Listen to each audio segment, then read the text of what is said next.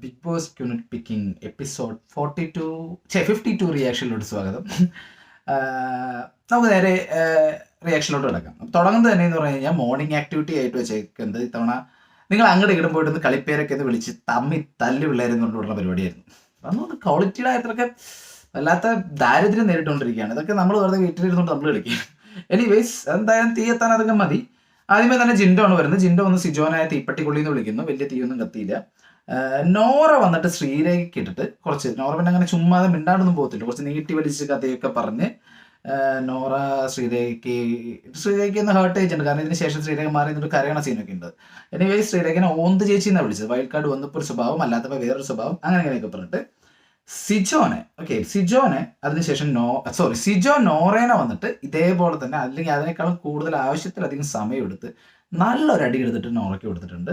നോറയുടെ കുറച്ച് ഇൻസിഡൻസ് ഒക്കെ എക്സ്പോസ് ചെയ്തു. സിജോ ഇതൊക്കെ കുറച്ച് കണ്ടിട്ട് വന്നാണല്ലോ. അപ്പോൾ സിജോ പറഞ്ഞു ഇതൊക്കെ നിങ്ങൾ അറിയാൻ അവകാശപ്പെട്ടതാണ്. ശരണ്യനെയും അർജുനെയും പിന്നെ ആരെയൊക്കെ തമ്മിൽ തെറ്റിച്ചത് ഇവളുടെ ഒരൊറ്റ വാക്കാണെന്നൊക്കെ പറഞ്ഞുകൊണ്ട് സിജോ ഒന്ന് എക്സ്പോസ് ചെയ്യുന്നുണ്ട്. എന്നാൽ അവിടെ നിർത്തുന്നില്ല. സിജോ കൃത്യമായിട്ട് അറിയാം എവിടെ അടിക്കണം എന്ന് നോറേനെ. പക്ഷെ നോറ അങ്ങനെയല്ല, അത് വേറൊരു കാര്യം.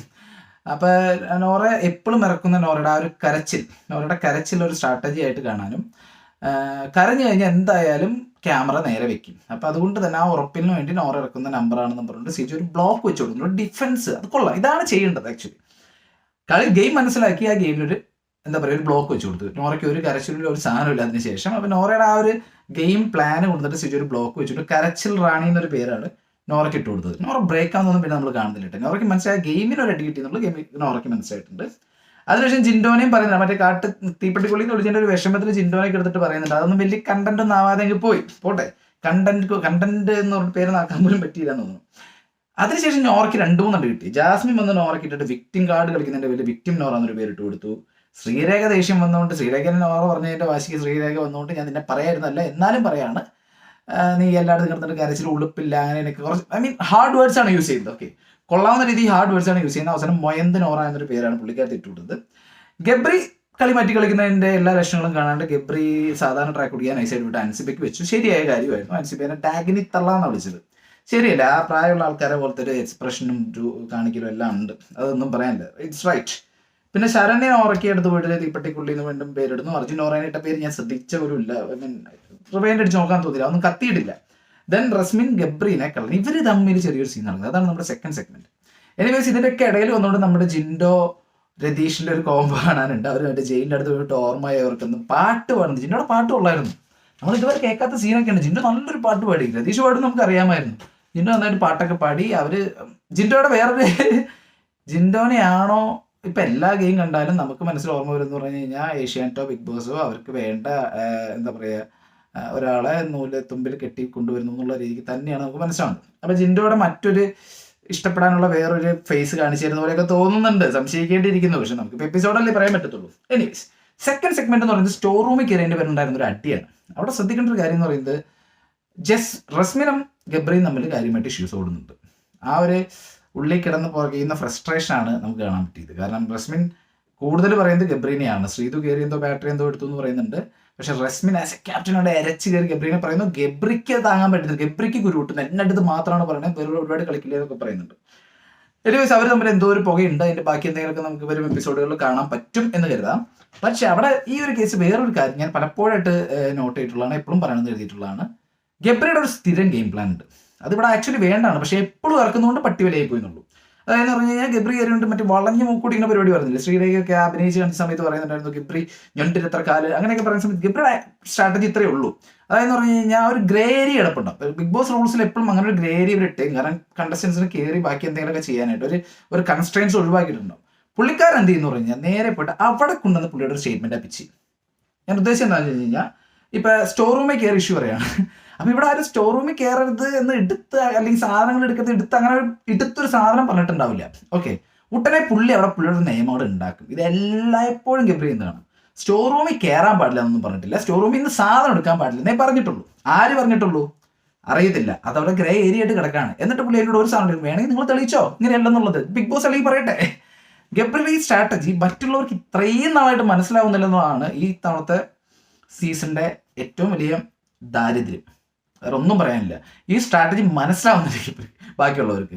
ഇവൻ ഇത് തന്നെ പിന്നെയും ആടിനെ പട്ടിയാക്കിക്കൊണ്ടിരിക്കുന്നുണ്ട്. അവരുടെ ഗുഡ് ഗെയിം ബാക്കിയുള്ളവർക്ക് മനസ്സിലാവാത്തത് കൊണ്ടുള്ള ഒരു തമ്മിലുള്ള ക്വാളിറ്റിയുടെ കുറവാണ് നമുക്ക് ബുദ്ധിമുട്ട്, അരോചകമായി പറഞ്ഞത്. ഇവനത് ഇത്തിരി ബുദ്ധിപൂർവ്വം റിപ്പീറ്റഡ് ആയിട്ട് ഇറക്കാതെ വല്ലപ്പോഴും ആയിട്ട് ഇറക്കി കളിക്കാൻ പറ്റിയ നല്ലൊരു സാധനമാണ്. ലീഡ് അതാണ് അവിടെ കണ്ടൊരു കുനിറ്റ്. എനിവേസ് മൂന്നാമത്തെ സെഗ്മെന്റിലോട്ട് പോകണമെങ്കിൽ നമ്മുടെ ക്യാപ്റ്റൻസി ടാസ്ക് ആയിരുന്നു. സോ ക്യാപ്റ്റൻസി ടാസ്ക് എന്ന് പറഞ്ഞു കഴിയുമ്പോൾ അത്യാവശ്യം എല്ലാവരും വീറും വാശിയോടും തന്നെ പൊരുതാൻ നിൽക്കുകയാണ്. കാരണം ഇത്തവണത്തെ ക്യാപ്റ്റനാണ് പവർ ടീമിന് തിരഞ്ഞെടുക്കാൻ പോകുന്നത്. ഇനി പറയുന്നത് ക്യാപ്റ്റൻ്റെ നാളുകൾ കൊണ്ട് ബിഗ് ബോസ് ഹൈപ്പ് ഇട്ടിട്ടുണ്ട്. കാരണം പുള്ളിക്കാരെ മനസ്സിലായി പുറത്ത് നടക്കുന്ന ഇഷ്യൂവിന് കവർ ചെയ്യാൻ എന്തെങ്കിലുമൊക്കെ അകത്ത് വേണം. അതൊന്നും വരുന്നില്ല കേട്ടോ. തുറന്ന് ഇപ്പോഴേ പറയണത് എപ്പിസോഡ് മൊത്തം അത്ര വലിയ സെറ്റപ്പ് ഒന്നും ആയിരുന്നില്ല. എനിവേസ് അതിന്റെ പരിപാടി എന്ന് പറയുന്നത് ഒരു ബൊമ്മേനെ കൊണ്ടുവന്ന് നമ്മുടെ സൈസൊക്കെ തന്നെയുള്ള ഒരു ബൊമ്മേനെ കൊണ്ടുവന്നുകൊണ്ടാണ് ഒരു ഗസ്റ്റ് എന്ന് പറഞ്ഞ് കൊടുക്കുന്നത്. ആ ഗസ്റ്റിന്റെ പുറകിലായിട്ട് പുറകിലായിട്ട് ഒരു ബലൂൺ ഉണ്ട്, അതാണ് അതിന്റെ ഹാർട്ട്.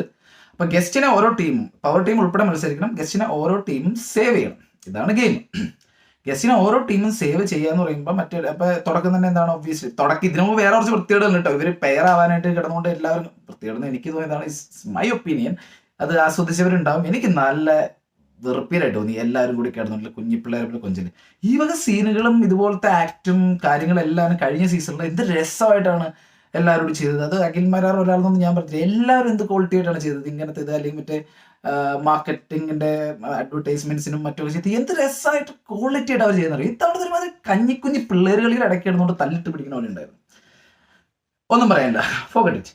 അപ്പൊ ഈ ബലൂൺ പൊട്ടിക്കൽ ഇതിൽ അപ്പൊ അങ്ങനെ ആ ഇവർ കിടന്നുള്ള ആക്റ്റും കാര്യങ്ങളൊക്കെ വിട്ട് കഴിഞ്ഞാൽ ബലൂൺ പൊട്ടിക്കൽ ആക്ച്വൽ ആക്ടിവിറ്റിയിലോട്ട് വന്നു കഴിഞ്ഞപ്പോൾ ആദ്യം ടീം ഇട്ടു. നെക്സ്റ്റ് എന്ന് പറയുമ്പോൾ അതിനകത്ത് ഗബ്രിയും അർജുനും മറ്റൊക്കെ ഉണ്ട്, സിജോ ഉണ്ട്. അപ്പൊ നെക്സ്റ്റ് സ്ട്രോങ് ടീമായിട്ട് അതിനെ ആദ്യം നമുക്ക് തകർക്കാം എന്നൊരു സ്ട്രാറ്റജി ഒക്കെ ഇട്ടിട്ട് വന്നു. അപ്പൊ ഇതിൽ ശ്രദ്ധിക്കേണ്ട ഒരു കാര്യം, നമ്മുടെ ജാസ്മിന് നല്ല പേടിയുണ്ട്. ജാസ്മിന് എന്തായാലും ഗബ്രിയോട് തിരിച്ചു ഒത്തോറും താൻ ഒറ്റയ്ക്കായിക്കൊണ്ടിരിക്കുന്നതാണ്. അപ്പൊ ജാസ്മിൻ ഒരു പ്രേക്ഷകരുടെ മുമ്പിലെങ്കിലും ഞാൻ ഗബ്രിയോട് ഇത്ര ലൈറ്റ് ആയിട്ട് നിൽക്കണമെന്ന് കാണിക്കാനാണെന്നാണ് എൻ്റെ കുരുറ്റു ബുദ്ധി എന്നോട് പറയുന്നത്. അല്ലാതെ ജാസ്മിനെ കാണിച്ചതിനെ വേണമെങ്കിൽ നമുക്ക് സ്ട്രൈറ്റ് ആയിട്ട് കാണാം. ജാസ്മിൻ ബുദ്ധിപൂർവ്വമാണല്ലോ കണ്ടത്, ശരിയാണ്. ഡിഫൻസിന്റെ ജാസ്മിൻ പറയുന്നതാണ്, നേരെ നെക്സ്റ്റിനെ നമുക്ക് അത്ര ഭയങ്കരമായിട്ട് അറ്റാക്ക് ചെയ്യണ്ട, നമുക്ക് ഇവിടെ നിന്നിട്ട് അത്ര വലിയ ഇൻവോൾവ്മെന്റ് കാണിക്കേണ്ടെന്ന് ജാസ്മിൻ പറഞ്ഞതിലാണ് എനിക്കൊരു കിട്ടിയത്. അതായത് ഉടനെ ഗബ്രി അടുത്ത റൗണ്ടിൽ അതിന്റെ വില അവർ തുടക്കം തന്നെ ഇവർ അത്ര ഇൻവോൾവ്മെന്റ് കാണിച്ച് അവർ ആദ്യം തോന്നി ചെയ്യുമ്പോൾ ഗബ്രി അതിന്റെ കലിപ്പ് ഉള്ളടുത്ത് കാണിക്കുന്നുള്ള പേടി ഉണ്ടെന്നാണ് എനിക്ക് തോന്നിയത്. പക്ഷെ വാട്ട് എവർ കാര്യങ്ങൾ തിരിഞ്ഞ് ജാസ്മിന്റെ വഴിക്ക് തന്നെ വന്നു. അത് ജാസ്മിൻ നന്നായിട്ട് മുതലാക്കി. ഞാൻ അപ്പളെ പറഞ്ഞല്ലേ താൻ എന്നൊക്കെ പറഞ്ഞിട്ട് കാണാന്ന് ജാസ്മിൻ മുതലാക്കിയിട്ടുണ്ട്. എപ്പോഴൊക്കെ അവൾക്ക് ഒരു ബോൾ വീഴട്ടേന്നേ, അല്ലാണ്ട് എന്താ പറയണേ. എനിവേസ് സംഭവം നടത്താൻ എന്താ, നന്ദനയാണ് ചതിച്ചത്. അപ്പൊ നന്ദന സായി ഒക്കെ ടീമായിരിക്കുമ്പോൾ ഇവർ ടീമായിട്ട് നെസ്റ്റിനെ ആക്രമിക്കണമെന്ന് പറഞ്ഞ് ജിൻഡോ നെസ്റ്റിനെ ആക്രമിക്കാൻ പോയ ഗ്യാപ്പില് നന്ദനയ്ക്ക് എന്താ ചെയ്യണമെന്ന് വലിയ ധാരണയൊന്നുമില്ല. എനിക്ക് അങ്ങനെ മനസ്സിലായി. നോക്കുന്ന സമയത്ത് പെട്ടെന്ന് അങ്ങോട്ട് ഓടിച്ചെല്ലുന്നു. അത് കഴിഞ്ഞിട്ട് ഇടിച്ചു കയറ്റി പിന്നെ അങ്ങോട്ട് ഇങ്ങോട്ടുള്ള വലിയ വാശിയിൽ ഗെയിമൊക്കെ മറന്നു. പുള്ളിക്കത്തി അതാണ് പറഞ്ഞു തുടങ്ങുന്നിടത്തല്ല പിന്നെ കൊണ്ടുപോയി അവസാനിപ്പിക്കുന്നത്. അപ്പൊ നന്ദന അങ്ങോട്ട് കയറി ഇത് പൊട്ടിച്ചു. ജിൻഡോ തകർന്നു കേട്ടോ. ജിൻഡോ മിണ്ടുന്നില്ല. ജിൻഡോ എന്നെ അർജുൻ മേത്ത് പിടിച്ച് തള്ളിയതെന്നൊക്കെ പറഞ്ഞിട്ട് ജിൻഡോ ഒരുപാട് ഇഷ്യൂസ് ജിൻഡോക്ക് ദേഷ്യം വന്നിട്ട് ഉണ്ടായില്ല. എനിവേസ് നന്ദന അങ്ങനെ ഒരു ഉളത്തരം കാണിച്ചു. സായിയൊക്കെ കിള്ളി പോയി വരിക, എന്തിനാ അങ്ങനെ ചെയ്തതെന്നൊക്കെ ചോദിക്കുന്നുണ്ട്. സായി ഭയങ്കരമായിട്ട് സ്ട്രൈറ്റ് കളി കളിക്കാനും കുറെ സ്ട്രാറ്റജി ഇറക്കാനൊക്കെ നോക്കുന്നുണ്ട്. പുള്ളി വിട്ട് അറിയുന്നില്ലെന്ന് എനിക്ക് തുടങ്ങിയിട്ടുണ്ട്. എന്നാലും ബാക്കിയുള്ളവർ കൊടുത്തേക്കുന്ന ഒരു പുകയുടെ ഒരു എഫക്റ്റ് ഉണ്ടല്ലോ പുള്ളി. സായി ചേട്ടൻ എന്തോ മാസ് തോട്ട് പ്രോസസ്സിലാണെന്നുള്ളത് അതേ പിടിച്ച് സായി കയറുന്നുണ്ട്. കൂടെ ഇപ്പൊ പവർ ടീമിലൊക്കെ ആയി വന്നുകൊണ്ട് വോയിസ് കിട്ടുന്നുണ്ട്, സ്പേസ് കിട്ടുന്നുണ്ട്, സേഫ് ആണ് ഇപ്പം. അങ്ങനെ പോട്ടെ. എന്തായാലും സായിക്ക് മുമ്പേ പോകേണ്ട ഒരുപാട് ആൾക്കാർ ഇവിടെ ഉണ്ട്. അപ്പൊ അതുവരെ ഒരു കുഴപ്പമില്ലായിരുന്നു ജിൻഡോ. അതായത് ഇന്നേ വരെ ജിൻഡോ കാര്യമായിട്ട് ഫിസിക്കൽ അസോൾട്ട് ഇഷ്യൂ പറഞ്ഞാൽ കണ്ടില്ല. അതില് കുനിറ്റ് നോക്കുവാനാണ്. If we are trying to knit pick something, നിങ്ങൾ ആ ക്യാമറ ആംഗിൾ നോക്കി കാണാം. ജിൻഡോ ഇത്ര ഇഷ്യൂ ഉണ്ടാക്കിയിട്ടും, ഒരു ദിവസം കഴിഞ്ഞ് സംപ്രേഷണം ജിൻഡോ ഇത്ര ഇഷ്യൂ ഉണ്ടാക്കിയിട്ടും ജിൻഡോനെ പിടിച്ച് തള്ളുന്നതോ മറ്റുമായ ഇഷ്യൂ ക്യാമറ ആംഗിൾ അവിടെ കാണിച്ചില്ല. കഴിഞ്ഞ അവിടെ മുടിയുടെ ഇഷ്യൂ കാണിച്ച പോലെ തന്നെ മനപ്പൂർവ്വം അതവിടെ നിന്ന് മാറ്റിയത്. കാരണം ജിൻഡോനെ തള്ളി എന്ന് പറയുന്ന ആ സെഗ്മെന്റിൽ ക്യാമറ കൊണ്ടുവന്നുകൊണ്ട് മറ്റേ നന്ദനയും മറ്റും നടക്കുന്ന ഫയലിലോട്ട് മാറ്റിയത് പർപ്പസ്ഫുള്ളി ചെയ്തതാണെന്നുള്ളത് ക്ലിയർ ആണ്. ചോദ്യത്തിലുള്ളൂ, ആ ഒരു സീൻ ലാലേട്ടൻ വരുന്ന എപ്പിസോഡിലോട്ട് മാറ്റി വെച്ചേക്കുന്നതാണോ അതോ പതിവ് പോലെ ജനങ്ങളെ വിഡ്ഢിയാക്കാനുള്ള ശ്രമമാണോ? No idea. എന്തായാലും ജിൻഡോ ഫിസിക്കൽ അസോൾട്ടിന്റെ കാര്യത്തിൽ ഇഷ്യൂ പറഞ്ഞിട്ടുണ്ട്. ലാലേട്ടൻ വരുമ്പോൾ സംസാരിക്കുമെന്ന് പ്രതീക്ഷിക്കുന്നു. പിന്നെ അപ്പൊ ആദ്യത്തെ റൗണ്ടിൽ ജിൻഡോയുടെ ടീം ഔട്ടായി. രണ്ടാമത്തെ ടീമിൽ നെസ്റ്റ് ആണ് ഔട്ടായത്. നെസ്റ്റ് ഔട്ടായത് കൊള്ളായിരുന്നു. കാരണം രണ്ടാമത്തെ റൗണ്ടിൽ അറ്റാക്ക് ചെയ്യാൻ ചെന്നത് നന്ദനയും സായിയും ഋഷിയുമായിരുന്നു. അപ്പൊ ഋഷിയുടെ അത് അതേ ശ്രദ്ധിച്ചു. ഋഷി വെച്ചിട്ട് ഞാനെന്നാ പോയി പ്രൊട്ടക്ട് ചെയ്തിട്ടാന്ന് പറഞ്ഞാൽ പോയിട്ട് ഗബ്രി സ്മോക്കിംഗ് റൂമിൽ ഇതിനെ പിടിച്ചോണ്ടിരിക്കുന്നത്. ഋഷി പുറകെ കൂടെ പൊളിച്ച് അതിനെ പിടിച്ചിട്ട് വലിയാണ്ട് വലിച്ചിട്ട് അതോടിട്ട് ഇവിടെ നിന്നുള്ള ഗബ്രിയുടെ തള്ളു നിന്നു. അവിടെ നന്ദന അടിച്ച് കയറുന്നു, പൊട്ടിക്കുന്നു. കൊള്ളായിരുന്നു, നൈസ് വൺ. അത് കഴിഞ്ഞിട്ട് അപ്പൊ നെസ്റ്റ് പൊട്ടി കഴിഞ്ഞതിന് ശേഷം പവർ റൂം പൊട്ടി.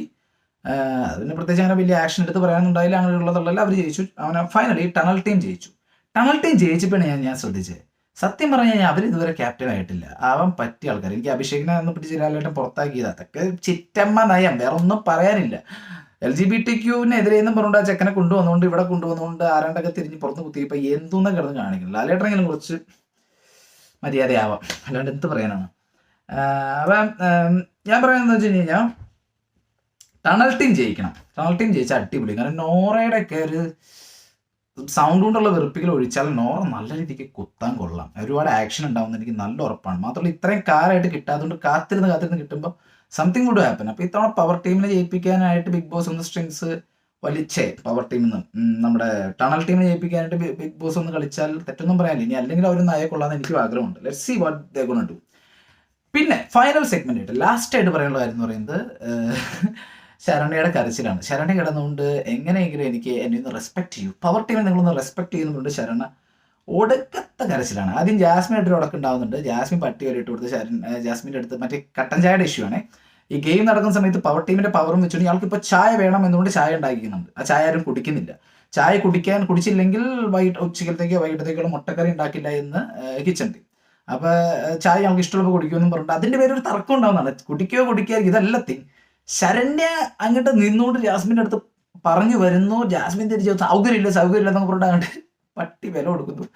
ശരണ്യ കേട് അപേക്ഷിക്കുകയാണ്. പവർ ടീമിനെ ഒന്ന് റെസ്പെക്ട് ചെയ്യൂ. കുറച്ച് കഴിഞ്ഞപ്പോഴേക്കും ശ്രീധുവിൻ്റെ ഇഷ്യൂ വന്നു. ശ്രീധു എന്താ പാൽപ്പൊടിയാണോ എനിക്ക് മനസ്സിലായില്ല, എന്തൊരു സാധനം എടുത്ത് തിന്നു. ശ്രീധു എടുത്ത് തിന്നു കഴിഞ്ഞപ്പോൾ അത് പവർ ടീമിനോട് ചോദിച്ചില്ല എന്ന് സീനാക്കിയപ്പോഴേക്കും ശ്രീധു എന്ത് ചെയ്തു, അങ്ങനത്തെ കുറച്ച് കാര്യങ്ങൾ ശ്രീധുവിന് എനിക്കിഷ്ടം. ശ്രീധു നൈസായിട്ട് അത് കൊണ്ടുവന്ന് ബാക്കി ഒരു 5 പേർക്ക് കൊടുത്തു. ഞാൻ ഇത്രയും പേര് തീറ്റിച്ചു, കോമഡി ആക്കാൻ നോക്കിയതാണ്. പക്ഷെ പവർ ടീം കട്ട സീരിയസ് ആയി വന്നുകൊണ്ട്, കാരണം പവർ ടീമിന്റെ ആക്ഷൻ ഇല്ലെന്ന് പറയുന്നുണ്ടല്ലോ, പവർ ടീം കട്ട സീരിയസ് ആയി വന്നുകൊണ്ട് ബോർഡിലൊക്കെ എഴുതിയിട്ട് ശ്രീധു ഇത് ഇങ്ങനെ ഒരു തെറ്റ് ചെയ്തതിന് പകരമായിട്ട് ലൈറ്റ്സ് ഇടുന്നവരെ വൈകിട്ട് വരെ ഇന്ന സ്ഥലത്ത് നിൽക്കണം, എന്നിട്ട് പവർ ടീം വരുമ്പോൾ പവർ ടീം കി ചെയ്യുന്നു പറഞ്ഞുകൊണ്ട് ആരെ കിട്ടാൻ സല്യൂട്ട് ചെയ്യണമെന്നോ സംതിങ് ലൈക്ക് ദാറ്റ് എല്ലാവരും കൂടി ഇരുന്നുകൊണ്ട് വലിയ കാര്യമായിട്ട് പറഞ്ഞതാണ്. പക്ഷേ ചീറ്റിപ്പോയി.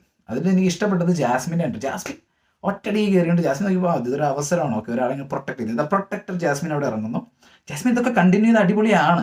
ഓക്കെ, ജാസ്മിൻ നൈസായിട്ട് പറയുന്നുണ്ട്. ഇത് അതിൻ്റെ ജാസ്മിൻ്റെ ആ കഥ എക്സ്പ്ലെയിൻ ചെയ്യുന്നതാണ് രസം. ഓക്കെ, അതായത് ശ്രീധു തന്നെ പറയുന്നുണ്ട് ഞാൻ എല്ലാവർക്കും കൊടുത്തു, എനിക്കോ പണി കിട്ടി, ഞാൻ എല്ലാവരും കൊടുത്തു ശ്രീധു പറയുന്നുണ്ട്. ജാസ്മിൻ അതിലൊരു സ്റ്റോറി ഉണ്ടെന്നുണ്ട്. ഞാനിപ്പോൾ ഒരു പപ്പടം പൊരിക്കുകയാണെങ്കിൽ പപ്പടത്തിന്റെ ഓരോ കഷ്ണം ഒടിച്ചിട്ട് എല്ലാവരും കൊടുക്കും, ഞാനൊരു കടി അടിക്കും. അതേപോലെയാണിത്. അങ്ങനെയാണ് അവൾ ചെയ്തത്. അപ്പോൾ അത് അങ്ങനെ കാണണം എന്നൊക്കെ പറഞ്ഞിട്ട് ജാസ്മിൻ പ്രൊട്ടക്ടറായി. ജാസ്മിൻ അത് പറഞ്ഞ അവിടെ തന്നെ ആക്ച്വലി ഇത്രയും വലിയ ശിക്ഷ കൊടുക്കാനുള്ളത് ഇല്ലാത്തതുകൊണ്ട് അപ്സരയും പറഞ്ഞു. അപ്സരയും സപ്പോർട്ട് ചെയ്ത് കൊടുത്തിട്ട് പവർ ടീം മുൻജസ്യ ഒന്നും ചെയ്യാനില്ല.